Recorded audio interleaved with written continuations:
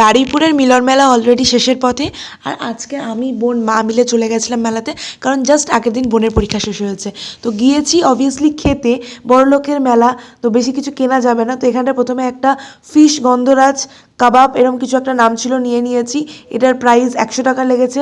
And এটা খেতে খুব একটা ভালো ছিল না, কারণ আমার মাছ পছন্দ নয়, তাই আমার খুব একটা ভালো লাগেনি। আর চিকেন তো বাড়িতে সবসময় খাই, তাই চিকেনটা নিইনি। তারপরে একটা চিকেন পিৎজা নিয়েছিলাম। এটার প্রাইস ছিল 150 টাকা। এটা ভালো খেতে ছিল মোটামুটি, আর ভালোই খেতে ছিল, মানে খুব একটা খারাপ লাগেনি। বাট যেটা মেলায় ঢুকে প্রথমে খেয়েছিলাম সেটা এখন দেখাচ্ছি, সেটা হচ্ছে এই পিঠে। এগুলো সবগুলো খাইনি অবভিয়াসলি, একটাই পিঠে খেয়েছিলাম, ঢাকাই মালপোয়া ছিল। বাট এটা খেতে দারুণ ছিল, দারুণ খেতে ছিল, একটা খেলেই যথেষ্ট। এটার দাম ছিল 50 টাকা। অ্যান্ড যারা যারা এখনও যাওনি, তোমরা যদি মিলন মেলায় যাও এটা মাস্ট ট্রাই করো। আমার তো ভীষণ ভালো লেগেছে। আর মেলায় গেলে যেটা ছাড়া আমাদের একদম চলে না সেটা হচ্ছে জিলিপি। তো জিলিপি নিয়ে বাড়ি চলে এসেছি।